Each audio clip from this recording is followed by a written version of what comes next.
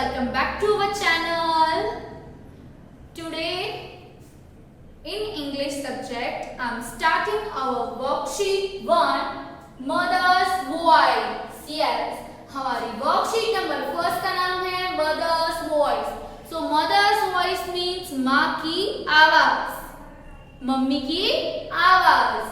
Okay, so in this worksheet Mother's Voice, let's see students, our worksheet number 1 Mother's Voice, it is on page number 58.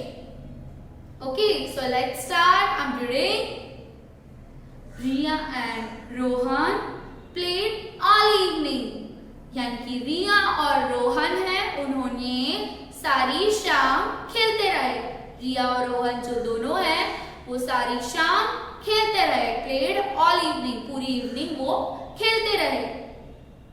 Their room was now very untidy. Yes students, यहाँ पे हमारा first meaning है untidy.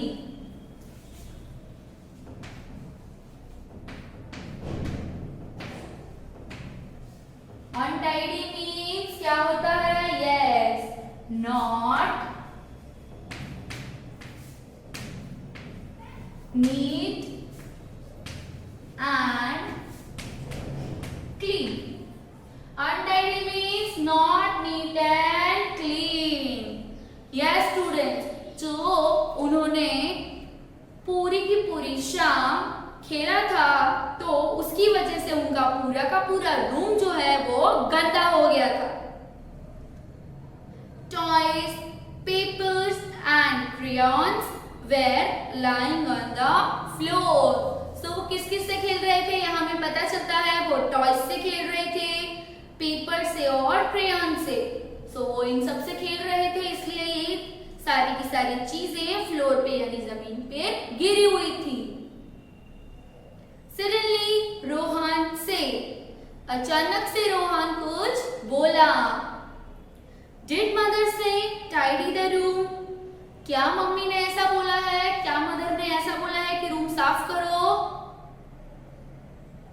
So यहाँ हमारा second one meaning है tidy the room.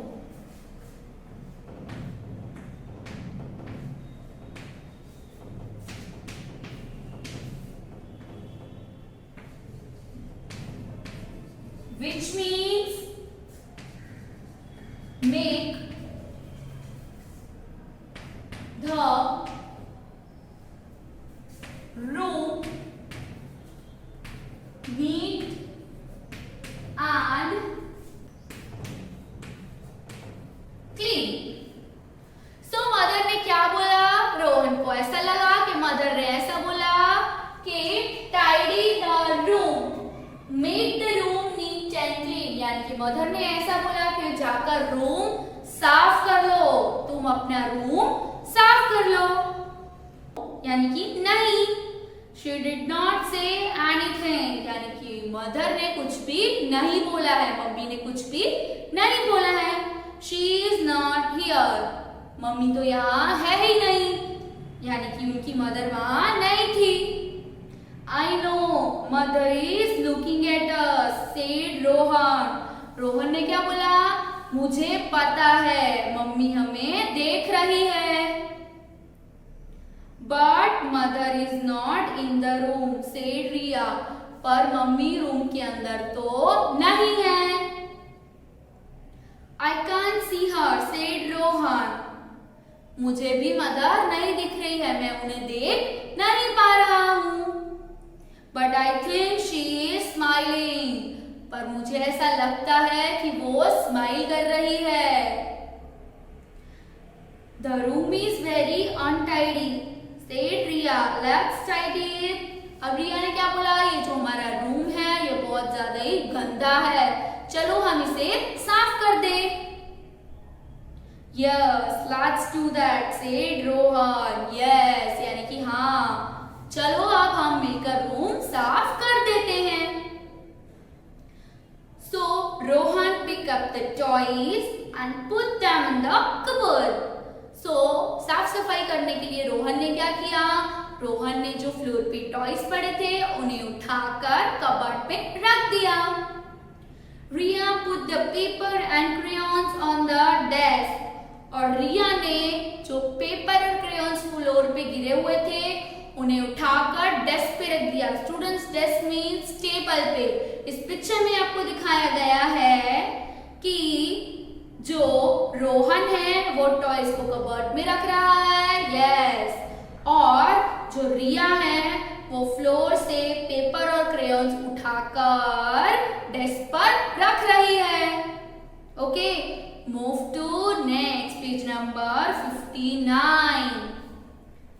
Yes, after some time mother came in, यानी कि थोड़े टाइम के बाद उनकी मदर भी रूम में आ जाती है। It's time for you to go back, children, she said. उसकी मदर ने क्या बोला कि चलो बच्चों आप सोने का टाइम हो गया है। Mother, were you watching us? Mother, आप कहाँ से हमें देख रही थी? So watching या हमारा थर्ड वन मीनिंग है।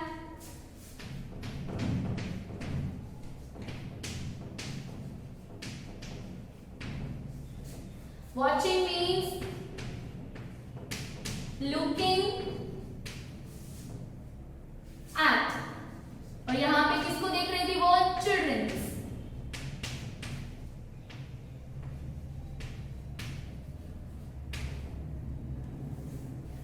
So watching का मतलब होता है looking at, यहाँ पे वो किसको देख रही थी? अपने चिल्ड्रंस को।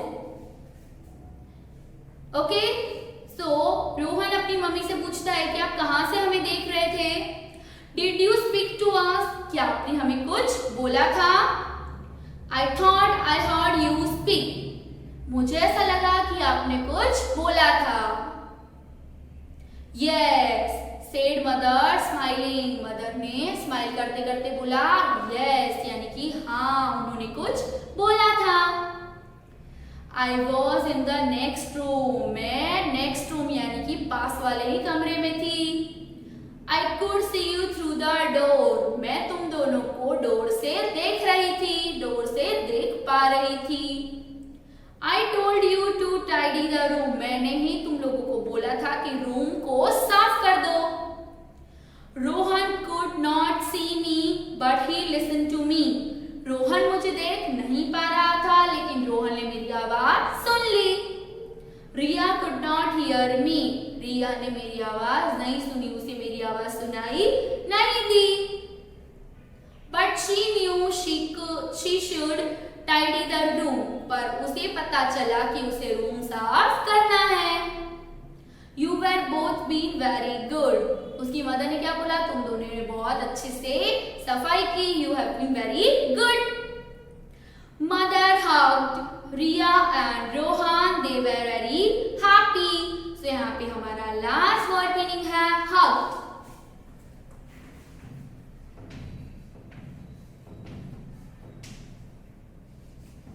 Hug means put her arms around them to show her love. So जो मदर है यानी कि उनकी मॉम है, उन्होंने रिया और रोहन को अच्छे से हग कर लिया यानी कि खुशी से गले लगा लिया। They were very happy. अब सारे के सारे बहुत ज्यादा ही खुश हो गए। I hope students कि आपको ये स्टोरी अच्छे से समझ में आ गई होगी। So students, refer to this video. We will provide you homework in our group. We will meet in our daily online sessions for your further doubts and queries. Stay home, stay safe, keep watching our videos. Thank you so much for the watching.